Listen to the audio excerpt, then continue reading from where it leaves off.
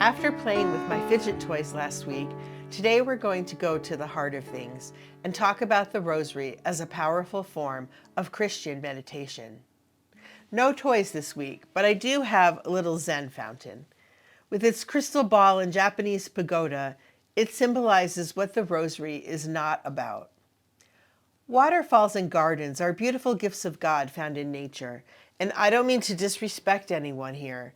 But as Catholics, we need to be aware that although Eastern religions contain many elements that are positive and at times compatible with Christian experience, they are often based on underlying premises which are ultimately incompatible with Christianity.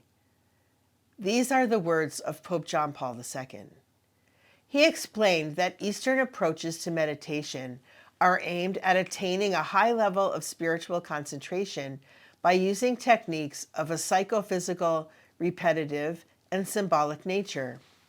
The Rosary, he said, is situated within this broad gamut of religious phenomena, but it's distinguished by characteristics that correspond to Christianity.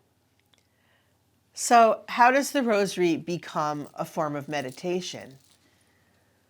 What comes to mind for me in trying to conceptualize this is a musician playing the piano while singing at the same time. When we're just beginning piano lessons, we have to keep looking down to find the right keys while looking up at the music to follow the notes. It's all a bit mechanical and awkward. This is how the Rosary may feel to newcomers. The beads themselves might feel awkward in our hands, and if we haven't memorized the prayers, we need to keep looking them up in a book, etc.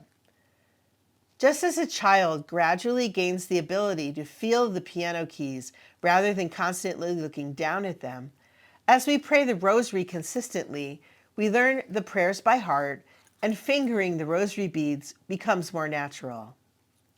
Once we've mastered the repetitive prayers of the Rosary, we can begin to reflect on the events or mysteries of Jesus' life, even while we're reciting the prayers. This is how the Rosary becomes meditation.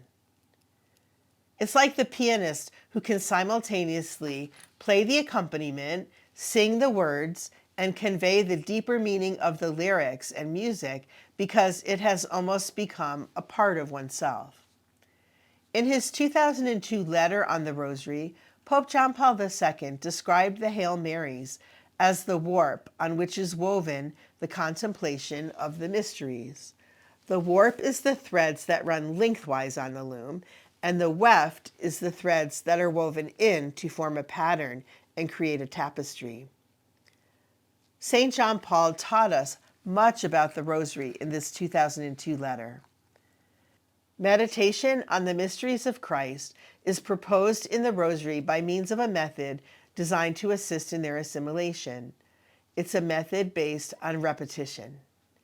If this repetition is considered superficially, there could be a temptation to see the Rosary as a dry and boring exercise, he wrote. It's quite another thing, however, when the Rosary is thought of as an outpouring of that love which tirelessly returns to the person loved. I'll close for today with these words of our saintly Pope. One thing is clear. Although the repeated Hail Mary is addressed directly to Mary, it is to Jesus that the act of love is ultimately directed. With her and through her, the repetition is nourished by the desire to be conformed ever more completely to Christ, the true program of the Christian life. For anyone who's interested in learning more about Eastern practices such as mindfulness, there's a recent book, A Catholic Guide to Mindfulness by Susan Brinkman, which I'd recommend. I found it very helpful in understanding mindfulness and Zen and other forms of Christian meditation and why they are or are not compatible with our Catholic faith. So I recommend this.